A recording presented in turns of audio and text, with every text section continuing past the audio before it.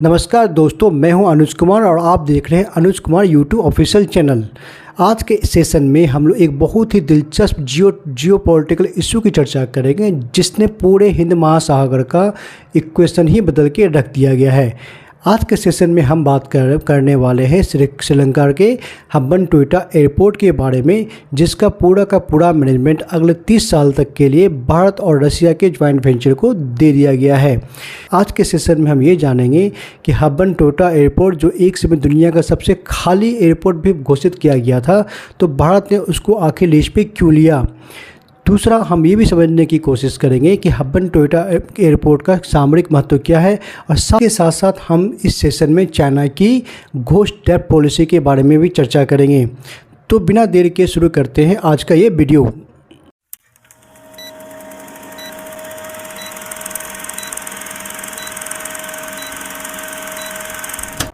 श्रीलंका का हम्बनटोटा एयरपोर्ट श्रीलंका के हम्बनटोटा शहर में स्थित है। श्रीलंका का हम्बनटोटा जो शहर है वो काफ़ी अनडेवलप्ड और पुअर शहरों में से एक माना जाता है। श्रीलंका का हम्बनटोटा एयरपोर्ट श्रीलंका के हम्बनटोटा शहर में स्थित है। इस एयरपोर्ट का पूरा नाम मताला राजपक्षे इंटरनेशनल एयरपोर्ट है। इस एयरपोर्ट का नाम जो है श्रीलंका के फॉर्मर प्रेसिडेंट मताला राजपक्षे के नाम पे रखा गया है। श्रीलंका का हम्बनटोटा एयरपोर्ट श्रीलंका की राजधानी कोलंबो से 250 किलोमीटर की दूरी पर स्थित है, जबकि ये हम्बनटोटा पोर्ट से महज 18 किलोमीटर की दूरी पे स्थित है। हम्बनटोटा पोर्ट वही है जिस पे आज के डेट में चाइना का कंट्रोल है। तो इससे आप समझ सकते हैं कि इस क्षेत्र का कितना बड़ा सामरिक महत्व है। श्रीलंका का हम्बनटोटा शहर जो है दक्षिणी हिंद महासागर में पड़ता है। ये उसी रूट में स्थित है जहाँ से पूरे दुनिया का 3/4 जो क्रूड ऑयल का ट्रेड होता है। मतलब सामरिक दृष्टिकोण से हम देखते हैं तो इस क्षेत्र का बहुत बड़ा वैल्यू है। तो अब हम ये समझने की कोशिश करते हैं कि आखिर इस एयरपोर्ट को बनाया किस लिए गया था। इसको समझने के लिए हमको थोड़ा बैक जाना पड़ेगा। ये कहानी की शुरुआत होती है 2005 में, जब मताला राजपक्षे श्रीलंका के राष्ट्रपति बन के आते हैं। मताला राजपक्षे चीन के नज़दीक माने जाते थे। उनके जो पूर्ववर्ती थे विक्रम सिंघे, वो भारत के नज़दीक माने जाते थे। राजपक्षे श्रीलंका के प्रेसिडेंट बनते हैं तो उनके दिमाग में सबसे पहला ख्याल ये आता है कि वो श्रीलंका की इकोनॉमी को पूरी तरह से ऊपर की ओर ले जाएंगे, बूस्ट करेंगे।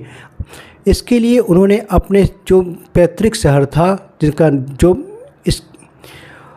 इसके लिए उन्होंने अपने पैतृक से हम्बनटोटा को चुना। उनका एक विजन था कि हम्बनटोटा को एक वर्ल्ड क्लास सिटी में तब्दील करना है और उसको सिंगापुर की तरफ बनाना है। वो हम्बनटोटा को पोर्ट ऑफ कॉल बनाना चाहते थे। पोर्ट ऑफ कॉल का मतलब होता है ऐसी जगह जहाँ पे बड़े बड़े शिप जो है वो रुकते हैं, अपना ईंधन भरते हैं, अपनी ज़रूरत के सामान लेते हैं, कुछ दिन रुकते हैं और फिर वो आसान भाषा में समझे तो पोर्ट ऑफ कॉल जो होता है वो एक तरह से पेट्रोल पंप की तरह काम करता है। जहाँ एक ऐसा पेट्रोल पंप जहाँ पे आपको ढाबा मिल जाएगा, वॉशरूम भी मिल जाएगा, टॉयलेट भी मिल जाएगा और तेल भी मिल जाएगा। जहाँ पे हम अपने रास्ते में रुकते हैं, गाड़ियों में तेल लेते हैं, ज़रूरत पे खाना भी खाते हैं और वॉशरूम भी जाते हैं। मतलब एक ही जगह पे सब कुछ मिल जाता है। इसका सबसे बेस्ट एग्जांपल जो पोर्ट ऑफ कॉल का है वो है सिंगापुर। सिंगापुर जो है पिछले 40 साल में जितना डेवलपमेंट सिंगापुर का हुआ है आज तक किसी भी शहर का नहीं हुआ है। तो ये जो डेवलपमेंट सिंगापुर का है वो पोर्ट ऑफ कॉल की वजह से ही है। सिंगापुर शहर जो है उस रूट पे बसा हुआ है जहाँ से दुनिया के 3/4 तेल का ट्रेड होता है। ठीक है, तो अब राजपक्षे के दिमाग में ये बात बैठी हुई थी कि वो हम्बनटोटा शहर को सिंगापुर की तर्ज पे विकसित करना चाहते थे। तो इसके लिए वो ये चाह रहे थे कि हम्बनटोटा में एक वर्ल्ड क्लास का एयरपोर्ट हो। दूसरा, वो हम्बनटोटा में उनके पास एक वर्ल्ड क्लास का एक बंदरगाह होना चाहिए था। तीसरा, वहाँ पे एक पॉलिटिकल हब होना चाहिए था। चौथा, वहाँ पे कल्चरल सेंटर्स होने चाहिए थे, होटल्स होने चाहिए थे, वाइल्ड लाइफ सेंचुरीज होने चाहिए थी और बड़ा बड़ा इंफ्रास्ट्रक्चर होना चाहिए थे।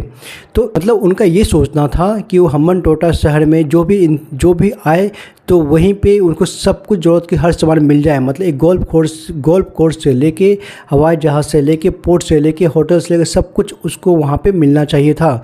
लेकिन वहाँ पे एक दिक्कत ये थी कि हम्बनटोटा शहर जो है वो काफ़ी पिछड़ा हुआ शहर माना जाता है श्रीलंका का। वहाँ पे कोई भी डेवलपमेंट पहले से थी ही नहीं। इस प्रोजेक्ट के बारे में जब राजपक्षे की चीन से बात होती है तो उन्होंने तुरंत जो इस प्रोजेक्ट को लेकर राजपक्षे की जब चीन से जब बात होती है तो वो तुरंत इस बात को मान जाते हैं और वो सजेस्ट करते हैं कि हम्बनटोटा को सिंगापुर की तर्ज पे पोर्ट ऑफ कॉल की तरफ डेवलप किया जा सकता है। अब तो राजपक्षे के दिमाग में ये बात बैठ चुकी थी कि वो हम्बनटोटा को सिंगापुर की तर्ज पे डेवलप करेंगे, बट अब इन सब के लिए चाहिए था पैसा, फंड। वो फंड आया कहाँ से? तो राजपक्षे सबसे पहले फंड के लिए IMF की ओर रुख करते हैं, बट IMF ने एक पूरे एनालिसिस किया, पूरे प्रोजेक्ट को देखा और उसने फ़ंड देने से मना कर दिया। उनके एनालिसिस में ये कंफर्म हो जाती है कि इस प्रोजेक्ट का कोई भी फ्यूचर नहीं था, तो उन्होंने श्रीलंका को इस प्रोजेक्ट के लिए पैसा देने से मना कर दिया। तो अब यहाँ पे थोड़ी सी बात हम ये भी समझ लेते हैं कि IMF का मतलब क्या होता है। IMF मतलब international monetary fund. International monetary fund जो है 190 देशों का एक समूह है जो ज़रूरतमंद देशों को पैसा देती है लोन के रूप में। IMF का इंटरेस्ट रेट जो होता है वो काफ़ी कम होता है। कभी कभी ये बहुत गरीब देशों को वो 0% इंटरेस्ट रेट पे भी पैसा देती है, जबकि उनका हायर इंटरेस्ट रेट भी आप देखोगे 2 से 2.5% तक ही जाएगा। ठीक है, तो ये तो ही IMF की बात है। अब वापस लौटते हैं राजपक्षे की ओर। जब राजपक्षे को IMF से झटका मिल जाता है तो वो चीन की तरफ रुख करता है। चीन हंसते हंसते उस पूरे डेवलपमेंट में पैसा लगाने को रेडी हो जाती है और चीन का export import bank of China जो है श्रीलंका को 46.9 बिलियन का कर्ज देती है 6.25 इंटरेस्ट रेट पे। मतलब चीन जो है श्रीलंका को लगभग 46.9 बिलियन डॉलर का कर्ज देती है 6.25% के इंटरेस्ट रेट पे। जैसा कि मैंने आपको पहले बताया था, IMF का इंटरेस्ट रेट बहुत कम होता है, जबकि एक्सपोर्ट इंपोर्ट बैंक ऑफ जो चाइना का इंटरेस्ट रेट है वो काफ़ी ज़्यादा था, 6.25%। फिर भी श्रीलंका ये लोन लेती है और अपना डेवलपमेंट का काम शुरू करती है। इसी लोन के पैसे कुछ भाग से हम्बनटोटा एयरपोर्ट का निर्माण होता है। हम्बनटोटा एयरपोर्ट की कुल लागत जो है, पूरी कॉस्टिंग जो है 209 मिलियन डॉलर की है, जिसमें से 190 मिलियन डॉलर जो है इसी लोन के से लिया गया था। ठीक है, अब जो हम्बनटोटा एयरपोर्ट जो है उसकी बात करें तो 2009 में इसकी शुरुआत होती है, इस प्रोजेक्ट की शुरुआत होती है और 2013 में ये प्रोजेक्ट बनके रेडी हो जाता है। हम्बनटोटा एयरपोर्ट में 12,000 स्क्वायर मीटर का एक एयरपोर्ट टर्मिनल है। बड़ा चेक इन चेकआउट काउंटर से दो एंट्री एग्जिट गेट से और दुनिया का सबसे बड़ा कार्गो एयरफील्ड रनवे भी वहाँ पे मौजूद है। 2013 में शुरुआत के बाद 2013 में जब शुरुआत होती है तो अगर हम्बनटोटा ऑफिशियल्स की बात माने तो शुरुआत के कुछ हफ्तों में जो एयरपोर्ट्स जो है वो काफ़ी ज़्यादा भरे हुए थे। जो फ्लाइट्स जो जा रही थी वो काफ़ी ज़्यादा भरे हुए थे, मतलब वहाँ पे यात्रियों की कोई कमी वहाँ नहीं हुआ करती थी। 2013 में पहली इंटरनेशनल फ़्लाइट जो हम्बनटोटा एयरपोर्ट से फ्लाई करती है वो होती है एयर अरेबिया की। लेकिन 2013 में जो फ़्लाइट शुरू हुई थी कुछ ही सप्ताह के बाद, 6 सप्ताह के बाद वो अपने फ़्लाइट को बंद कर देते हैं। उनका रीज़न ये होता है कि उनको पूरा फ़्लाइट का पैसेंजर वहाँ से नहीं मिल पा रहा था। 2018 में फ्लाई दुबई ने भी अपने सारे उड़ानों को कैंसिल कर दिया था। श्रीलंका की जो सरकारी कंपनी जो थी, जो श्रीलंका की सरकारी एयरलाइंस कंपनी है, श्रीलंका एयरलाइंस कंपनी, वो 2015 में राजपक्षे के जैसे ही राजपक्षे का सत्ता से बेदखल होते हैं वो भी अपनी उड़ानों को बंद कर देती है। बाद में उन्होंने एक ऑफिशियल स्टेटमेंट निकाला और ये बताया कि जब से उन्होंने अपनी उड़ानों को हम्बनटोटा एयरपोर्ट से बंद किया है तो उन्हें 18 मिलियन डॉलर का नुकसान होने से बच जाता है। मतलब इसको उल्टे शब्दों में ले तो जब तक श्रीलंका एयरपोर्ट जब हम्बनटोटा एयरपोर्ट से फ्लाई कर रही थी तो उनको 18 मिलियन डॉलर का हर साल नुकसान हो रहा था। ठीक है, 2017 आते आते हालात इतनी ख़राब हो जाते हैं कि वहाँ पे फ़्लाइट उड़ना बंद हो जाती है, कोई भी फ़्लाइट वहाँ से नहीं जा पा रही थी।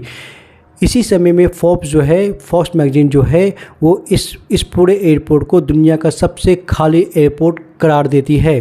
ठीक है, 2017 में एक बात और होती है कि श्रीलंका ने जो भारी भरकम कर्ज लिया था चाइना से वो उसको चुका नहीं पाते हैं। इसके अगस्त में चाइना जो है श्रीलंका का हब्बन टोटा जो बंदरगाह है उसको 99 साल के लिए लीज पर ले लेती है। ये जो लीज का अमाउंट होता है ये पूरा 1.2 बिलियन डॉलर्स का होता है। मतलब 1.2 बिलियन डॉलर में जो चाइना जो है वो क्या करती है, हब्बन टोटा पोर्ट को अपने कब्जे में 99 साल के ले लेती है। ठीक है, अब 2017 के बाद से क्या हो रहा था कि श्रीलंका की अथॉरिटी क्या चाह रही थी कि इस एयरपोर्ट को किसी भी तरह से लीज पे दे दिया जाए और किसी दूसरी कंट्री या दूसरी कंपनी दे के इसके मैनेजमेंट को संभाला जाए, जिससे इसके लॉस की भरपाई हो सके। ठीक है, 2017 के बाद से भारत इस बात को लेकर काफ़ी परेशान था, क्योंकि हुआ क्या था कि जिस पोर्ट पे आज चाइना का जो कब्जा हो चुका था लीज पे, जो 99 साल के लिया था, वो सामरिक दृष्टिकोण से काफ़ी महत्वपूर्ण था।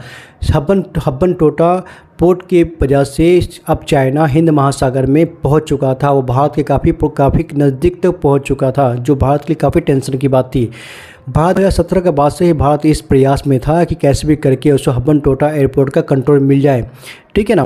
दिसंबर 2023 में श्रीलंका सरकार ये डिसाइड करती है कि हब्बन टोटा एयरपोर्ट को लीज पे दे देंगे। इसके लिए बिड ऑफ इंटरेस्ट को मंगाती है। जनवरी 2024 में 5 कंपनियां जो होती है इस बिड ऑफ इंटरेस्ट में शामिल होती है। 26 अप्रैल 2024 को श्रीलंका सरकार ने भारत के और रसिया के ज्वाइंट वेंचर्स, भारत के सोरिया एरोस्पेस प्राइवेट लिमिटेड और रसिया के airport divisions of management company को दे देती है। ठीक है, इसके बाद से ये पूरा जो कंट्रोल होता है भारत को और रसिया के ज्वाइंट वेंचर को अगले 30 साल तक के लिए मिल जाता है। अभी तक ये लीज कितने पे हुआ है इसकी कोई कंफर्म जानकारी अभी तक मिली नहीं है। ठीक है, अब सबसे बड़ा सवाल यहाँ पे ये आता है कि आखिर हब्बन टोटा एयरपोर्ट फेल क्यों हुआ। तो हब्बन टोटा एयरपोर्ट को फेल होने के मुख्यतः 3 रीज़न थे। सबसे पहला रीज़न ये था कि हब्बन टोटा एयरपोर्ट जो है वो इन्वायरमेंट सेंसिटिव प्लेस में पड़ता था, जिसका जिक्र IMF ने पहले भी किया था।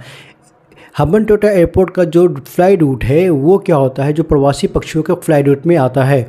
ठीक है, अब होता क्या है कि इसमें हमेशा एक चांसेस होता था कि जो फ्लाइट वहाँ से टेक ऑफ करती थी उनके पास हमेशा एक डर बैठा आता था कि वो उन पक्षियों से टकरा के कहीं कोई एक्सीडेंट ना हो जाए। ठीक है, दूसरा सबसे बड़ा रीज़न ये था कि हब्बन टोटा एयरपोर्ट जो है वो बीच जंगलों के बीच में पड़ता था। इससे क्या होता था, जो जंगली जानवर वगैरह थे वहाँ पर वो ट्रैवल करते रहते थे।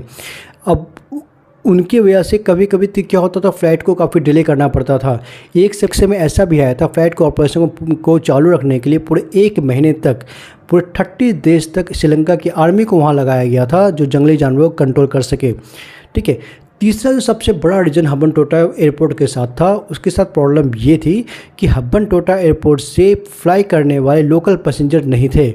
लोकल पैसेंजर इसलिए नहीं हुआ करते थे कि हब्बन टोटा जो शहर है वो एकदम ही गरीब और पिछड़े वर्ग का शहर है। तो इस वजह से लोकल पैसेंजर नहीं होने की वजह से जो उनका फ्लाइट टेकअप रेशियो था वो काफ़ी ज़्यादा कम हो गया। और चौथा जो सबसे इम्पैक्टफुल रीजन ये था कि श्रीलंका के पास ऑलरेडी एक अपना बहुत ही अच्छा डेवलप्ड जो बंदरगाह शहर था वो है कोलंबो, जो उसकी राजधानी भी है। तो ऐसे दूसरे बंदरगाह शहर को डेवलप करने की कोई ज़रूरत ही नहीं थी। दूसरा अब हो क्या रहा था कि जो डिस्टेंस थी हब्बन टोटा शहर के जो डिस्टेंस है एयरपोर्ट की श्रीलंका से महज 250 किलोमीटर की है। जो विदेशी लोग जो आ रहे थे ना, वो हब्बन टोटा की जगह पे वो श्रीलंका में उतरना ज़्यादा प्रेफर कर रहे थे। इस वजह से श्रीलंका के हब्बन टोटा एयरपोर्ट को सबसे ज़्यादा नुकसान झेलना पड़ा। तो ये जो मेजर 4 रीजन्स थे जिनकी वजह से हब्बन टोटा एयरपोर्ट जो है वो फेल हुआ। ठीक है, अब इसमें एक सबसे बड़ा ये बात आता है कि आखिर भारत को दुनिया के सबसे खाली एयरपोर्ट को ख़रीदने की ज़रूरत क्यों पड़ी। तो इसको समझने के लिए हम लोग को ये समझना पड़ेगा, सबसे पहले हम लोग को ये समझना पड़ेगा कि चाइना का जो इंटरेस्ट है वो हिंद महासागर में बहुत ज़्यादा बढ़ चुका है। और जब चाइना ने श्रीलंका के हब्बन टोटा पोर्ट पे कब्जा किया अगले 99 साल के लिए, तो भारत के लिए बहुत बड़ा थ्रेट बन गया। भारत हब्बन टोटा एयरपोर्ट का मैनेजमेंट संभाल रहा है, तो इसका मतलब क्या है, वो चाइना के हब्बन टोटा पोर्ट पर नज़र रख सकता है। अगर चाइना कुछ गड़बड़ करता है तो हम उसका जवाब दे सकते हैं। तो सामरिक दृष्टिकोण से देखें तो जियो पॉलिटिकल के इश्यू के हिसाब से देखें तो ये भारत का बहुत बड़ा मास्टर स्ट्रोक है, जिससे चाइना ऑलरेडी टेंशन में आ चुका है। ठीक है, अब इसके बाद जो सबसे इम्पैक्टेबल बात ये आती है कि रसिया को क्या इंटरेस्ट है। तो रसिया को इंटरेस्ट होने की अलग वजह है। रसिया भी चाइना के हिंद महासागर के दखल को रोकना चाहता है, पहले भी तो ये है। दूसरा, पूरे साउथ ईस्ट एशिया में रसिया जो है, इंडिया के बाद रशियन लोग जो है सबसे ज़्यादा टूरिज़्म के लिए वो श्रीलंका को पसंद करते हैं।